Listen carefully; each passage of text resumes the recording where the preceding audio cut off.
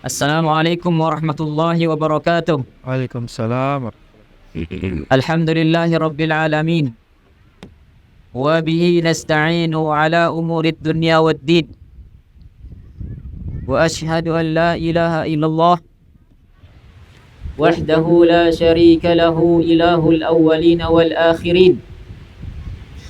Wa ashhadu anna Muhammadan abduhu wa rasuluhul mab'utsu rahmatan lil alamin. Allahumma salli wa sallim wa barik wa an'im ala abdika wa rasulika Muhammadin wa ala alihi wa sahbihi ajma'in. Bapak Ibu, jamaah kajian sore ini, kajian santai insyaallah. Semoga Allah Subhanahu wa taala senantiasa merahmati kita semua. Semoga Allah Subhanahu wa taala senantiasa memuliakan kita semua. Allah muliakan kita dengan iman. Allah muliakan kita dengan Islam. Allah muliakan kita dengan Al-Quran. Allah muliakan kita dengan sunnah baginda Rasulullah sallallahu alaihi wasallam. Dan Allah muliakan kita dengan manhaju as-salafis salih. Bapak Ibu yang dirahmati Allah Subhanahu wa taala, terkait dengan pesan-pesan pendidikan, insyaallah saya kira sudah cukup dari apa yang sudah disampaikan oleh Ustaz Abdullah. Oleh karena itu, di sesi kedua ini insyaallah kami akan sedikit mengingatkan, baik mengingatkan diri sendiri, demikian juga tentunya mengingatkan jamaah sekalian yang kebetulan ada di tempat ini di sore hari yang cukup dingin ini. Saya khawatir ini poin-poin pembahasan saya hilang karena dingin. Nah, jadi perkara yang akan kami sampaikan dalam kesempatan ini adalah perkara yang sebenarnya banyak terjadi, sering terjadi, dan tidak hanya dilakukan oleh orang-orang yang tidak mengenal agama atau jauh dari agama, tapi juga bisa terjadi dan bisa dilakukan oleh orang-orang yang mengenal agama, bahkan sangat erat kaitannya dengan simbol agama. Dan perkara ini sangat mengancam daripada amal kebaikan atau amal soleh yang kita lakukan, yaitu terkait dengan dosa-dosa yang dimana dosa-dosa ini ada yang menyebabkan pahala kita menjadi musnah semuanya. Kalau kita lakukan dosa ini, maka semua amal kebaikan kita pahalanya akan musnah. Yang kedua, ada di antaranya apabila kita lakukan dosa ini, maka amalan kita tidak diterima, buru-buru dapat pahala. Amalan itu sendiri tidak diterima, maka secara otomatis tidak mungkin bisa dapat pahala. Yang terakhir itu ada jenis dosa yang dimana amal kebaikan yang sudah kita lakukan dan sudah berbuahkan pahala, ternyata pahalanya dimanfaatkan oleh orang lain. Bukan kita yang memanfaatkannya, tapi orang lain. Ketiga jenis dosa ini semuanya akan menyebabkan kita menjadi rugi. Kenapa kita merugi? Karena kita sudah berbuat, kita sudah bersusah payah melakukannya, ternyata tidak bisa diharapkan untuk menjadi kebaikan yang bisa menghantarkan kita menuju surga kelak. Yang pertama adalah dosa yang menyebabkan semua amalan kita beserta pahalanya menjadi hancur, menjadi musnah, menjadi hilang, dan kita betul-betul kelak pada hari kiamat akan termasuk dalam kelompok orang-orang yang betul-betul merugi. Dosa ini adalah dosa melakukan asyirkul akbar, sebagaimana yang sudah sering kita dengar pembahasannya, dan insya Allah pembahasan itu terus terngiang di telinga kita. Asyirkul akbar itu artinya bahwa kita mensejajarkan Allah Subhanahu wa Ta'ala dengan makhluknya, atau mensejajarkan makhluk dengan Allah Subhanahu wa Ta'ala pada perkara-perkara yang menjadi kekhususan Allah Subhanahu wa Ta'ala, atau dalam ungkapan bahasa Arabnya disebutkan taswiyatu ghairillah ma'allah fima huwa min khasaisillah. Mensejajarkan selain Allah dengan Allah pada perkara-perkara yang menjadi kekhususan Allah Subhanahu wa Ta'ala. Dan kekhususan Allah itu ada 3 jenis. Yang pertama adalah kekhususan Allah dari sisi rububiyah, dari sisi Allah sebagai Rabb yang menciptakan. Allah sebagai Rabb atau sebagai Tuhan yang memiliki semua ciptaannya. Allah sebagai Rabb atau sebagai Tuhan yang kuasa mengatur seluruh makhluknya, kuasa mengatur seluruh alam semesta ini. Itu yang pertama. Dan kekhususan yang kedua adalah kekhususan Allah dari sisi uluhiyah, Allah sebagai sesembahan, di mana kita meyakini bahwasanya tidak ada sesembahan yang pantas untuk disembah dengan benar kecuali Allah Subhanahu wa Ta'ala. Dan itulah yang merupakan makna daripada ikrar syahadatu an la ilaha illallah kita. Ketika kita mengatakan asyhadu an la ilaha illallah, aku bersaksi bahwasanya tidak ada sesembahan yang pantas untuk disembah dengan benar kecuali Allah, maka itu artinya kita sudah memberikan pernyataan dalam diri kita bahwa kita tidak akan pernah beribadah kepada selain Allah.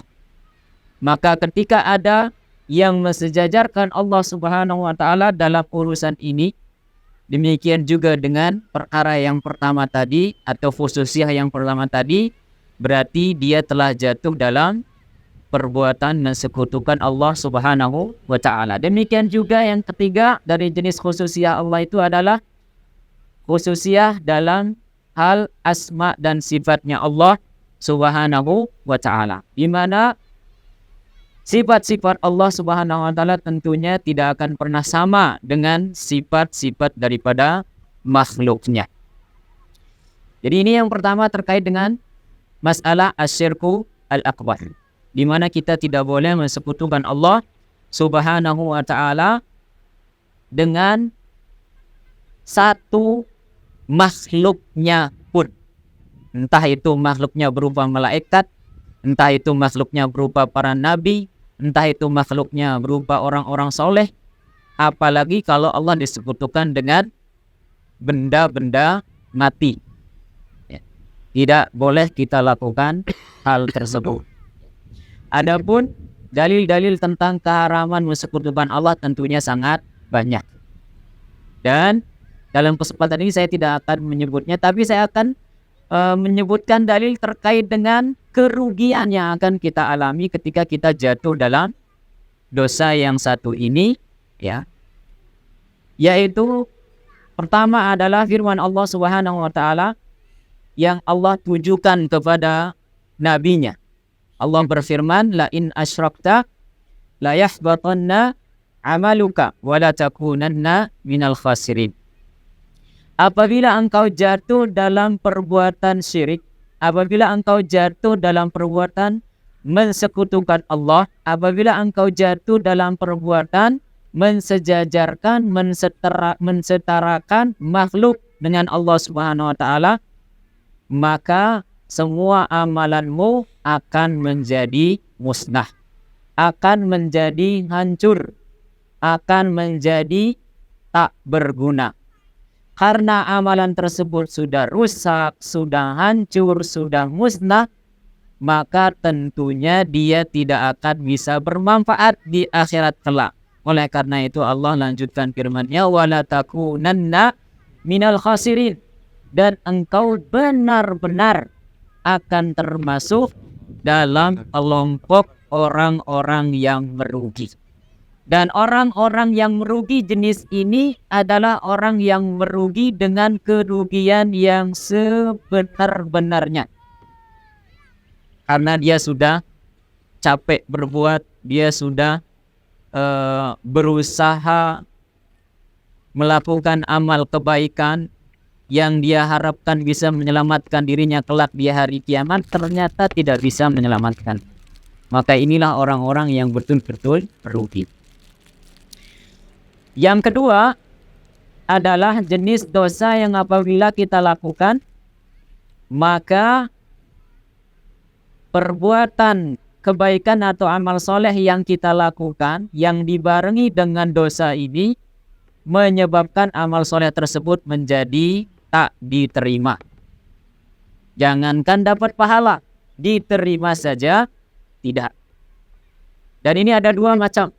Yang pertama adalah asyirkul asghar. Istilah asyirkul asghar yang disebutkan oleh Nabi sallallahu alaihi wasallam yaitu ar-riya, dan yang kedua adalah al-bid'ah. Adapun yang pertama asyirkul asghar yaitu ar-riya, maka baginda Nabi sallallahu alaihi wasallam bersabda dalam sebuah hadis, beliau mengatakan, akhwafu ma akhafu alaikum asyirku al-asghar. Di antara perkara yang paling aku khawatirkan dari perkara-perkara lain yang memang ku khawatirkan adalah asyirku al-asghar. Jadi banyak yang Rasulullah khawatirkan terhadap umat ini. Tapi yang beliau sangat khawatirkan itu adalah justru masalah asyirku al-asghar. Sahabat kemudian bertanya, waqila wa masyirkul asghar ya Rasulullah? Apa yang dimaksud dengan syirik asghar itu? Lalu baginda Nabi sallallahu alaihi wasallam menjawab dengan sabda beliau, ar-riya.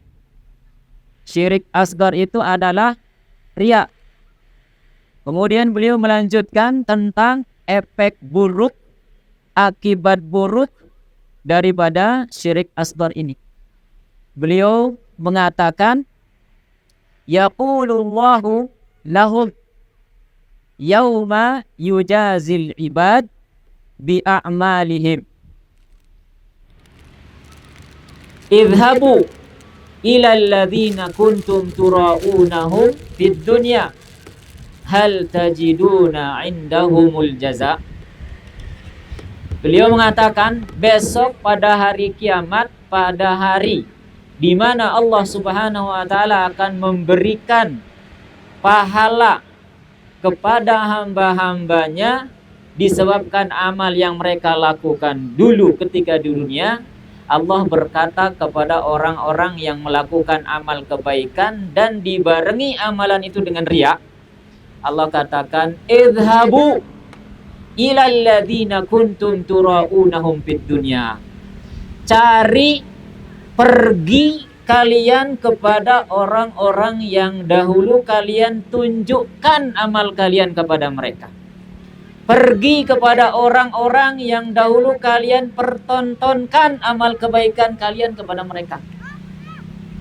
Pergi kepada orang-orang yang dahulu kalian pengen dipuji oleh mereka ketika kalian berbuat kebaikan. Kalian pengen di like, kalian pengen di komen yang bagus-bagus yang buat kalian semangat. Kalau nggak di komen bagus, nggak jadi semangat melakukan kebaikan ini.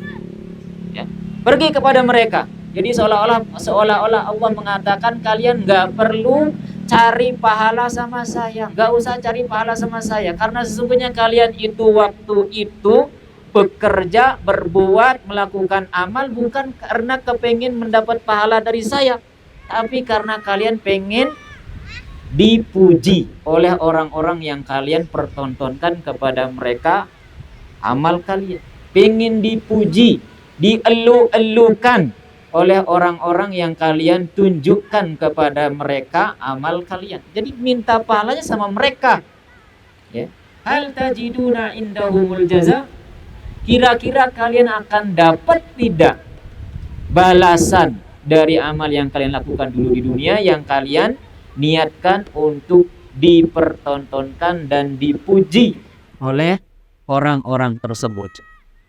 Jadi dari hadis ini bisa kita ambil kesimpulan bahwa amal kebaikan yang kita lakukan yang dibarengi dengan riya itu tidak ada gunanya, tidak membuahkan hasil, tidak bisa kita dapat manfaatnya besok di hari kiamat, hanya sia-sia amalan tersebut. Maka kita pun akan menjadi orang yang sangat merugi. Maka hendaknya kita semua selalu memperhatikan niat kita ini sebelum kita melakukan satu kebaikan. Jangan sampai kebaikan itu kita lakukan dan semangat melakukan kalau kita lagi dilihat orang. Apalagi kalau dipuji, Masya Allah pengen segera melakukannya kembali. Semangatnya naik. Ya. Tapi kalau tidak dipuji langsung melempem. Karena orang yang ikhlas dalam berbuat, orang itu tidak peduli dengan omongan orang. Orang yang ikhlas dalam melakukan kebaikan, pujian orang tidak akan menambah semangat ibadahnya. Celaan orang tidak akan membuat dia melempem melakukan ibadah tersebut. Dalam arti sama saja, dia tetap istiqomah, dia tetap ikhlas kepada Allah, ada atau tidak ada pujian, ada atau tidak ada celaan, gak peduli, gak ada pengaruhnya bagi dia. Nah, kita ingin seperti itu. Kita kepingin melakukan amal kebaikan ini dan amal kebaikan tersebut tidak dihinggapi oleh dosa yang namanya riya. Yang ketiga adalah jenis dosa yang apabila kita lakukan, maka pahala dari amal kebaikan yang dahulu kita lakukan di muka bumi ini menjadi termanfaatkan oleh orang lain. Yang sholat kita pahalanya dipakai oleh orang lain. Yang puasa kita pahalanya yang menikmatinya adalah orang lain. Yang membayar zakat, yang bersedekah kita, tapi pahalanya dinikmati oleh orang lain kelak pada hari kiamat. Dosa apa itu? Dosa itu adalah dosa melakukan tindakan kezaliman kepada orang lain. Seperti yang disebutkan oleh baginda Rasulullah SAW dalam hadis beliau, ketika beliau bertanya kepada sahabat, siapakah orang yang merugi, yang bangkrut dari umatku ini? Ya. Kemudian ada di antara sahabat yang mengatakan, yang bangkrut, yang rugi itu orang yang tidak punya apa-apa. Ada yang bilang yang bangkrut, yang merugi itu orang yang tidak punya dirham, punya dinar, tidak punya. Lalu Nabi katakan, al-muflis min ummati, orang yang bangkrut, orang yang merugi di antara umatku itu adalah man yati yaumal qiyamati bi salatin wa siyamin wa zakatin. Dia itu adalah tipe orang yang besok datang di hari kiamat Dia menghadap kepada Allah Subhanahu wa taala pada hari kiamat dalam keadaan membawa pahala salat. Masya Allah, bukan cuma sekedar salat wajib, tapi salat-salat sunnah yang lain juga dilakukan. Dia datang pada hari kiamat dengan membawa pahala puasa, bukan cuma sekedar puasa Ramadan. Puasa yang lain juga dia lakukan. Dia datang pada hari kiamat dengan membawa pahala zakat, pahala sedekah, pahala infak. Bukan hanya yang wajib, tapi yang sunnah juga. Ya'ti wa qad syatama hadza. Tapi sayang, dia datang pada hari kiamat dalam keadaan dahulu di muka bumi dia caci maki orang. Wa qadzafa hadza. Dia datang pada hari kiamat dalam keadaan dulu di muka bumi dia menuduh orang melakukan perbuatan tidak senonoh. Wasat wa akala mahadha. Dia datang pada hari kiamat dalam keadaan dulu pernah makan harta orang lain dengan cara yang haram. Nyurikah, merampokah, atau dengan cara-cara yang lain yang memang haram, ya. Nipu, ya. Ini yang ketipu kemarin, tolong jangan diingetin, ya. Ada yang ketipu ini.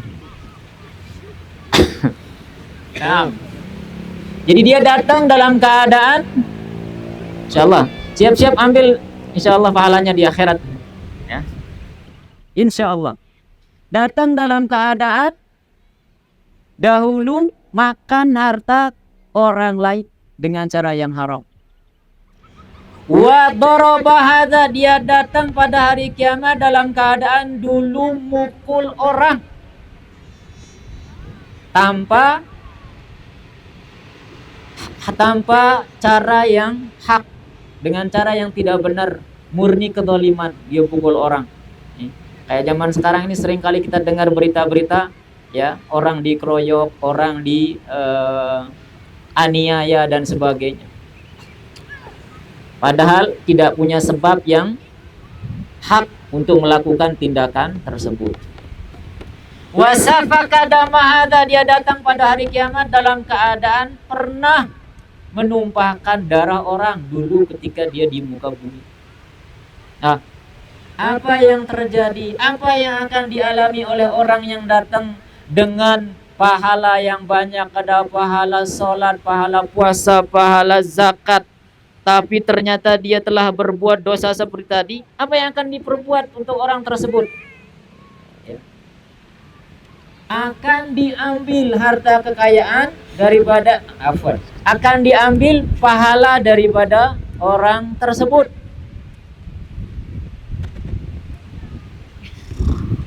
Fayu'ta hadza min hasanati. Diambil pahalanya, entah itu pahala sholatnya atau pahala puasanya atau pahala sedekahnya, diambil, diberikan kepada si fulan yang mungkin dulu, yang pernah dulu dia caci maki, yang dia hina, ya, pernah dia tuduh, pernah dia ambil hartanya, pernah dia pukul dan sebagainya. Wa hadza min hasanati. Yang ini, yang kedua, yang dia zalimi juga diambilin, ya, kebaikan orang tersebut.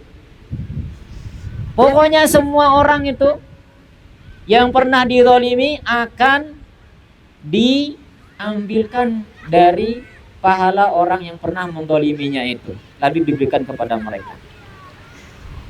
Kalaulah seandainya kemudian kezalimannya itu terlalu banyak, lebih banyak dari jumlah pahala yang dia punya, sampai akhirnya pahala itu habis sebelum dia selesai ganti rugi.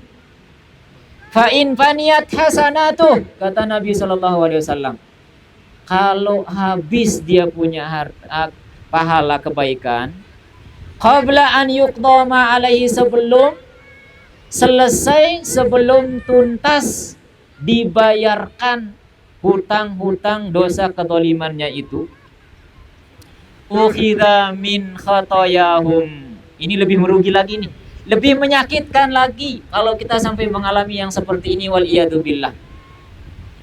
Habis dia punya kebaikan, belum selesai bayar dan ganti rugi, ukhidat min khotoyahum, diambil dosa-dosa orang yang pernah dizalimi itu, faturihat alaih, lalu dibebankan kepada orang yang menzalimi.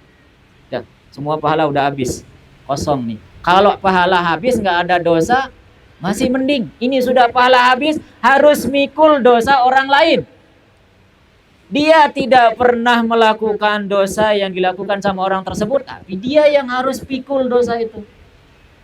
Dia yang harus pikul dosa tersebut. Sampai akhirnya ketika dosa yang dia pikul dari dosa-dosa orang lain itu sudah numpuk di pundaknya, maka tsumma turiha finnar, lalu dia pun dimasukkan ke dalam neraka. Dan inilah kerugian yang betul-betul sebagai kerugian. Waliyadzubillah. Semoga Allah Subhanahu wa taala menyelamatkan kita dari kerugian jenis seperti ini. Semoga Allah Subhanahu wa taala menjauhkan kita dari segala bentuk dosa yang akan menyebabkan kita mengalami kerugian seperti ini. Allah lindungi kita dari segala bentuk dosa kesyirikan. Allah lindungi kita dari segala bentuk dosa kezaliman terhadap orang lain. Satu hal yang tadi tertinggal terkait dengan dosa yang apabila membarengi amal ibadah yang kita lakukan, maka ibadah kita tidak diterima, yaitu masalah bid'ah. Dan ini tentunya sudah banyak dan sering disampaikan oleh asatiz kita. Yang intinya adalah bahwa kita dilarang melakukan ibadah-ibadah yang tidak ada tuntunannya dari baginda Rasulullah Sallallahu Alaihi Wasallam. Tidak ada tuntunannya di dalam syariat yang dibawa oleh baginda Nabi Sallallahu Alaihi Wasallam, sesuai dengan sabda beliau, man ahdatsa fi amrina hadza ma laisa minhu fahuwa raddun. Beliau juga bersabda, man amila amalan laisa alaihi amruna fahuwa raddun. Kemudian juga beliau mengatakan, wa iyyakum wa muhdatsatil umur fa inna kulla muhdatsatin bid'atun wa kulla bid'atin dalalatun wa kulla dalalatin finnar. Mungkin ini yang bisa kita sampaikan. Sekali lagi semoga Allah Subhanahu wa taala melindungi kita dari segala bentuk dosa yang bisa membuat kita menjadi merugi kelak di hari kiamat, dan semoga Allah memberikan taufik kepada kita untuk selalu bisa berada di dalam ketaatan kepada Allah Subhanahu wa taala. Hadza wa sallallahu ala nabiyina Muhammadin wa ala alihi wa sahbihi wa sallam wa barak. Wassalamualaikum warahmatullahi wabarakatuh. Waalaikumsalam.